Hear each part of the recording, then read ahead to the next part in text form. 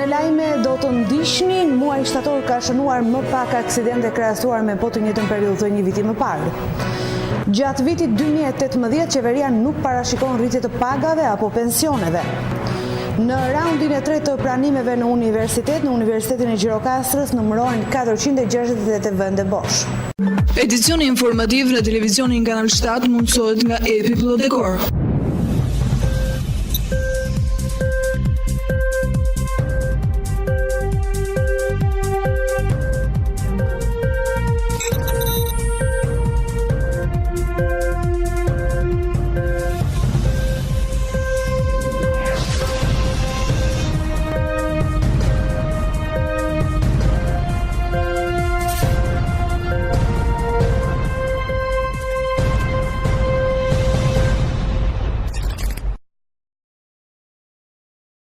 Ju përshëndes nderuar teleshikues dhe ju ftoj të ndiqni tashmë më gjerësisht materialet e përgatitura për këtë edicioni informativ.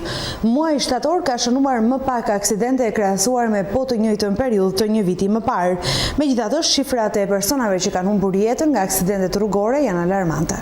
Muaji shtator ka shënuar më pak aksidente krahasuar kjo me të njëjtën periudhë të një viti më parë. Sipas të dhënave të Instat, në krahasim me shtator 2016, numri i aksidenteve është ulur me rreth 10%. Shkaku kryesor i aksidenteve lidhet me sjelljen e pakujdesshme të drejtuesve të mjeteve dhe kryesisht janë shënuar nga persona të moshës 25 deri në 35 vjeç. Largimi i emigrantëve duket se ka ndikuar në uljen e numrit të aksidenteve në vend, krahasuar kjo me muajin gusht. Sipas të dhënave të Instat, gjatë muajit shtator numri është ulur me rreth 10% në krahasim me po të njëjtën periudhë të një viti më parë. Por Shqipëria ende vazhdon të ketë një prevalencë të lartë të humbjes së jetës prej aksidenteve rrugore. Edhe pse me një rënje me 17% në raport me vitin e kaluar, 166 persona kanë ndëruar jetë prej aksidenteve në makinë në rrugë gjatë janar-shtatorit të 2017, raportoi Instat. Pjesa më e madhe e jetëve të humbura në më shumë se 93 persona ose 56% e atyre që vdiqën ishin të rinj të moshës deri në 35 vjeç. Vetëm në muajin shtator 2017 numërohen 172 aksidente rrugore nga 191 aksidente të ndodhura në shtator 2016. Në krahasim me shtator 2016, numri i aksidenteve është ulur me 9.9%. Numri i të aksidentuarve është 214 persona nga 265 që ishte një vit më parë në po të njëjtën periudhë. Në 9 mujorin 2017, numri i të aksidentuarve është ulur me 5.4%, krahasuar me të njëjtën periudhë të një viti më parë. Numri i personave të plagosur gjatë muajit shtator 2017 është 197 nga 246 persona të plagosur në shtator 2016.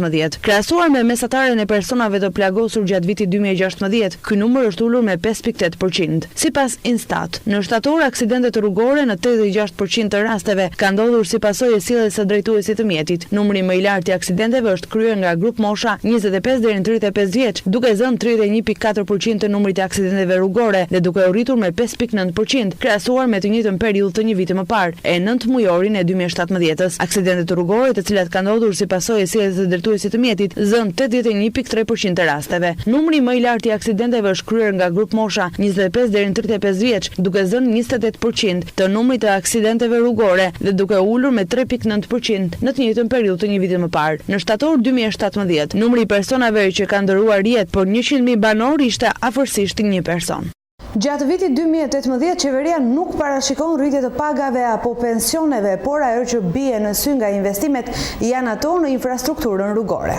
Gjatë vitit 2018 nuk parashikohet ndryshim i pagave të administratës apo të pensioneve, sipas shifrave paraprake të tabelës së shpenzimeve buxhetore që shoqërojnë draft projektin e buxhetit të vitit të ardhshëm. Ekspertët e Ministrisë së Ekonomisë dhe Financave planifikojnë në të kundërt rritje të pagesës për papunësinë, ndërkohë bie në sy rritje e konsiderueshme e investimeve. Fondi i pagave parashikohet të rritet në masën 10.5%, pra kjo do të thotë rritja në vitin 2018 krahasuar me vitin 2017. Por në vitin e vazhdim, ky fond ishte më i ulët, pasi vetëm në 6 muajt e fundit u rritën pagat e administratës, duke pasqyruar një politikë të përsëritur të qeverive shqiptare në vite elektorale. Ndërkohë, rritja me 10.5% e fondit të pagave për vitin e ardhshëm pasqyron pagat e rritura tashmë, që do të paguhen në 12 muajt e vitit për nënpunësit e administratës qendrore apo vendore. Konkretisht për politikat e reja pagave pagash vjetre, një ulje fondi prej 82% në 2018 krahasuar me këtë vit, pikërisht për faktin se vitin e ardhshëm nuk parashikohen ndryshime thelbësore. Po kështu, për politikat e reja pensionesh janë planifikuar për vitin e ardhshëm 30% më pak fonde se fondi si vjetshëm, madje edhe me parashikimin që ishte bërë një vit më parë për shifrat e buxhetit 2018. Kemi një ulje të ndjeshme nga 3.12 miliard lek në draftin e projekt buxhetit caktohen vetëm 1.82 miliard lek ose 40% më pak. Ndërsa kohët e fundit punësimi ka shënuar rritje të paktën në shifrat zyrtare, pagesa e papunësisë parashikohet me rritje jo të vogël, 33.3%. Kjo le të kuptohet se një numër të punësuarish mendohet të humbasin punën si rezultati i reformave institucionale nëpër dikastere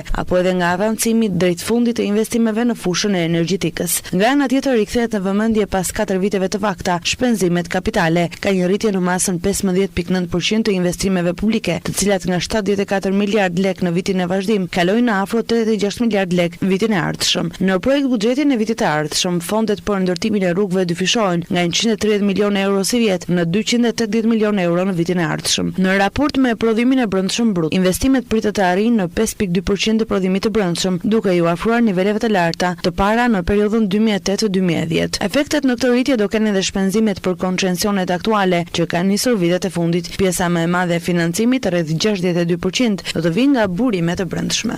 Në raundin e tretë të pranimeve në universitetet publike dhe ato private, procesi i cili do të përfundojë në 26 nëntor, numërohen rreth 13.646 vende vakante, ndërkohë Universiteti i Gjirokastrës numëron 468 vende bosh. Në raundin e tretë të pranimeve në universitete që pritet të përfundojë më 26 nëntor, numërohen 13.646 kuota bosh në sistemin publik, ndërsa në atë privat kandidatët konkurrojnë për 6.089 vende të lira. Por si shpërndahen vendet e lira në universitetet e rretheve dhe në cilat deg ka më shumë hapësirë për regjistrime të reja? Universiteti me më shumë kuota të lira është Aleksandër Xhuvani në Elbasan, përkatësisht me 1.249 vende bosh, ndërsa universiteti me më pak kuota të lira është Eqrem Çabej në Gjirokastër me 486 vende. Degët me më shumë kuota në këtë universitet janë administrim biznesi 52, matematik fizika 57 dhe informatik ekonomik me 63 kuota. Në Universitetin e Gjirokastrës degët me më shumë kuota janë biologji kimi 31 kuota, infermieri mami 28, kontabilitet financë 31, histori gjeografi 36. Universiteti i dytë për nga vendet e mbetura bosh është Ruiç Gurakuqi në Shkodër me 1164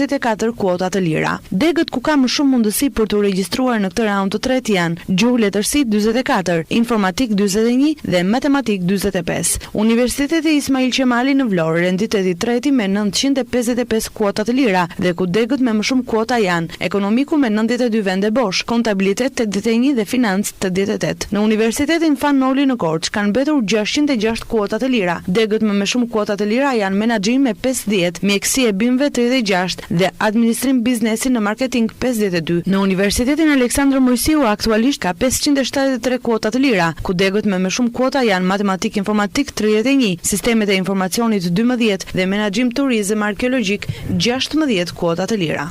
Me zhvillimet më të fundit nga rajoni dhe bota në 1 minutat në vijim. Emmanuel Macron akuzoi mbështetësit e Brexit se po tentojnë t'i luajnë bllofin Bashkimit Evropian që të zbusë qëndrimin në negociata duke kërcënuar me skenarin e mosarritjes së një marrëveshje. Në një ndërhyrje dramatike gjatë samitit të udhëheqësve në Bruksel, presidenti francez tha se një rezultat i tillë nuk ishte pjesë e diskutimeve, një reagim ndaj reporterëve e ministrit britanik i Brexit, David Davis, po harton një plan për largimin e Britanisë pa marrëveshje. Në asnjë moment Theresa May nuk e ka paraqitur mungesën e marrëveshjes si një opsion, qoftë zhurmë blof apo lajmi nga ata që janë aktor dytësor apo spektator në këtë diskutim. Ky është opinioni i biznesit apo i mediave, po nuk është pjesë e diskutimeve, tha Emmanuel Macron, presidenti i Francës. BE-ja vendosi për 90 sekonda se nuk ka pasur përparim në negociatat me Britanin, por i la shpresa për dhjetorin Londrës. Megjithatë, presidenti francez grisi skenarin gjatë konferencës për shtyp dhe tha qartë se BE-ja nuk do të zbusë kërkesat e saj për të shmangur problemet politike për Theresa May në shtëpi. Madje ai ishte edhe kreu i parë evropian që i vuri një shifër të lartë divorcit britanik, duke thënë se 20 miliardët euro e ofruara nga May nuk ishin asa gjysma e detyrimit britanik. Raportet për ngecjen e negociatat mbi Brexit mund të jenë të egzageruara, tha presidenti i Këshillit Evropian Donald Tusk pas një samiti në Bruksel. Progresi nuk është i mjaftueshëm për të nisur bisedimet e tregtisë me Britaninë, por kjo nuk do të thotë se nuk ka fare progres. Ka vullnet të mirë nga palët dhe kjo garanton progresin, ka deklaruar Tusk. Udhëheqësit e BE diskutuan çështje pa praninë e Britanisë, duke hapur rrugën për bisedimet mbi tregtinë, ndoshta duke filluar nga dhjetori. Kryeministra britanike Theresa May, ndërsa largohej nga Brukseli, tha se kishte ende shumë rrugë për të bërë, por ajo ishte optimiste. E ashtu quajtura faturë e divorcit mbetet pika kryesore që ndan palët në bisedime. Theresa May nuk pranoi të thoshte në një konferencë për shtyp pas samitit çfarë ishte e gatshme Britania të paguante, duke thënë se kjo do të shihej në marrëveshjen përfundimtare me BE-n. Unë kam thënë se do të ndërrojmë angazhimet që kemi pasur gjatë antarësimit ton, por këto angazhime do të analizohen rresht më rresht, pasi kjo është ajo që taksapaguesit britanik presin që qeveria e tyre të bëjë, tha May. Britania e Madhe pritet të dalë nga BE-ja në mars të vitit 2019, pas referendumit të vitit të kaluar. Ajo shpresonte të kalojë në fazën e dytë të negociatave që mbulojnë marrëveshjet e ardhshme të tregtisë pas samitit të kësaj jave, por krerët e BE-s kanë dalë zyrtarisht në përfundimin se nuk është arritur progresi i mjaftueshëm për çështjen e të drejtave të qytetarëve, detyrimet financiare të Britanisë dhe kufirin në Irlandën e Veriut. Të paktën 40 persona u vranë në dy sulme ndaj xhamive shiite në Afganistan. 30 prej tyre u vranë në xhamin Imam Zaman në kryeqytetin Kabul, pasi një kamikaz hapi zjarr me armë automatike ndaj besimtarëve dhe më pas hodhi veten në erë. Sulmi i dytë u krye ndaj një tjetër xhamie shiite në provincën Gor, ku u vranë të paktën 10 persona, mes të cilëve një komandant i milicive proqeveritare. Autoritetet afgane thanë se të plagosurit e dy sulmeve janë me dhjetra e se numri i viktimave mund të rritet. Asnjë grup nuk ka marrë përsipër deri tani përgjegjësinë për sulmet, por organizata terroriste Shteti Islamik ka shënjestruar në të shkuarën xhamit shiite në Afganistan. Zyrtarë lokal thanë se hetuesit po punojnë në vendngjarjen e sulmit kamikaz në Kabul për të përcaktuar natyrën e shpërtimit, por sipas ekspertëve edhe ky sulm do të jetë i radhës në një varg të gjatë aktesh terroriste papërgjegjës. Sulmet e së premtes bëhen vetëm pak ditë pasi policia afgane arrestoi një person që do të kryente një sulm kamikaz në kryeqytet dhe shiti atë si një arritje të madhe. Autoritetet në Kabul janë përpjekur që të rrisin siguri në kryeqytet pas sulmeve të një pasnjëshme terroriste, por me përjashtim të zonës së gjelbër ku gjenden ndërtesat qeveritare dhe përvajsitë e huaja diplomatike. Pjesa tjetër e Kabulit është thuajse e pambrojtur. Një diplomate nga Korea e Veriut tha se programi i armëve balistike bërthamore i vendit të saj është i panegociueshëm. Choe Son-hui, drejtoresha e përgjithshme e Departamentit për Amerikën e Veriut në Ministrinë e Punëve të Jashtme të Penjanit, tha se Shtetet e Bashkuara duhet të përgatiten që të bashkëjetojnë me një Kore të Veriut bërthamore. Ironikisht, mesazhi i saj erdhi nga një konferencë organizuar në Rusi për kufizimin e armëve bërthamore. Por Korenë e Veriut kjo është një çështje për jetë vdekje. E situata aktuale forcon besimin ton se duhet i mbajmë fort armët bërthamore për të mbrapsur çdo sulm të mundshëm amerikan. Të gjitha përpjekjet për të penguar Korenë e Veriut me justifikimin e të ashtu quajtura sanksionet e OKB-s, ne do t'i konsiderojmë si akt lufte, tha Chon Sui, diplomate e Koresë së Veriut. Diplomatia koreano-veriore tha se zotërimi i armëve bërthamore nga vendi i saj dhe pranimi i situatës nga SBA-ja është mënyra e vetme për të pasur paqe afatgjate në gadishullin korean. Edhe pse Shqipëria ka potencialin më të madh në botë për zhvillimin e bujqësisë, sërish ne ngelemi në vendin e fundit për sa i përket eksporteve në këtë sektor.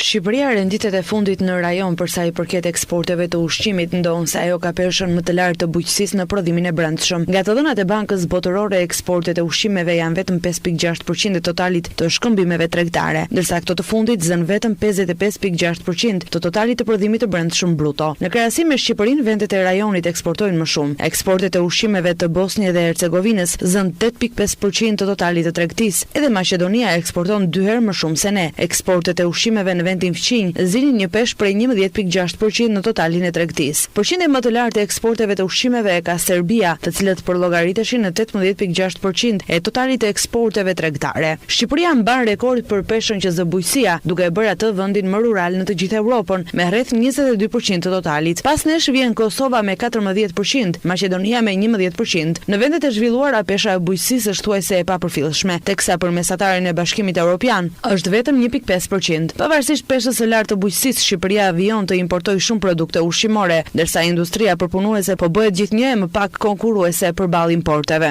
Edhe pse eksportet janë rritur gjatë viteve të fundit, sërish Shqipëria mbetet një nga ekonomitë që shet më pak në tregjet e huaja. Por ekspertët, kjo është e lidhur me fuqinë e ulët prodhuese të ekonomisë. Ekspertët mendojnë se produktet shqiptare ballafaqohen me bariera të tipit jo tarifor, qoftë në vendet e rajonit, qoftë në Europë. Së dyti, produktet shqiptare janë të taksuara edhe kur eksportohen, dhe së treti nuk ka asnjë politikë nxitëse fiskale, siç kanë vendet e rajonit dhe ato të Europës për produktet dhe bizneset eksportuese. Por cilët janë eksportuesit më të mëdhenj të ushqimeve në botë? Vendi i parë eksportues i ushqimeve në botë është Amerika. Vlera totale e eksporteve, sipas World Atlasit, i tej kalon $149 miliardë. Të dytët që kanë vlerën më të madhe të eksporteve të ushqimeve në treg janë holandezët, të cilët e kalojnë $92 miliardë. Vendi fshinj Italia renditet në vendin e 10 me $43 miliardë. Në 10 vendet me vlerën më të lartë të eksporteve të ushqimeve, 6 vende janë pjesë e Bashkimit Evropian, ndërsa nga vendet aziatike vetëm Kina bën pjesë në 10 vendet e para.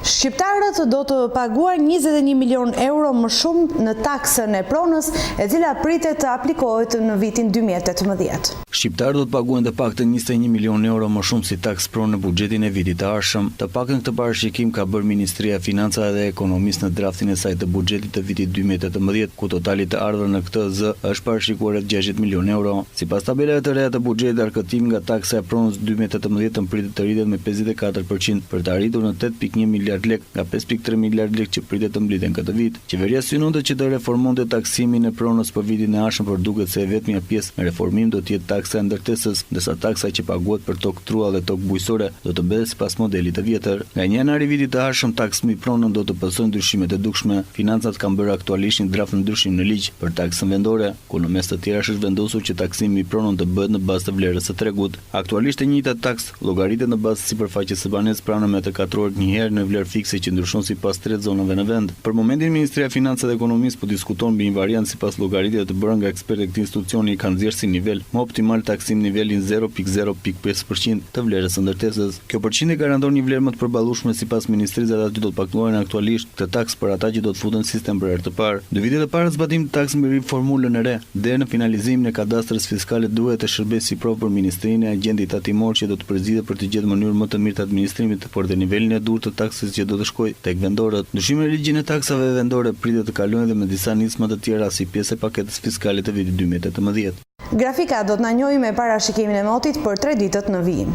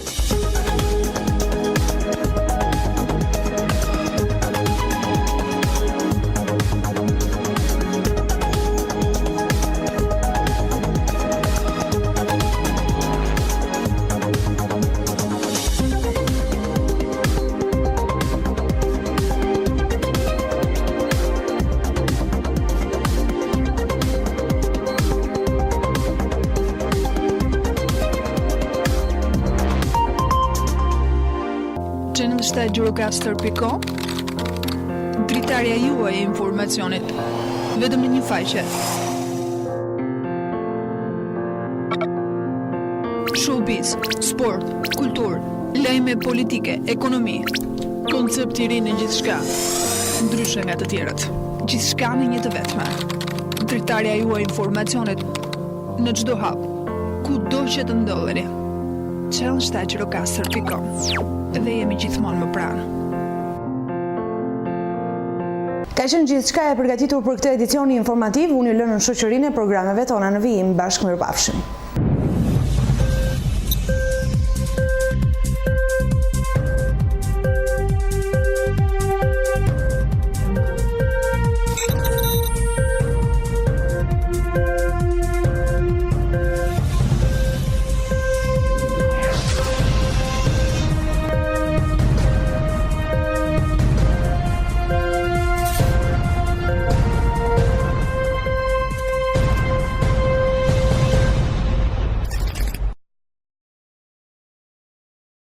Edicioni informativ në televizionin Kanal 7 mundësohet nga Tetor.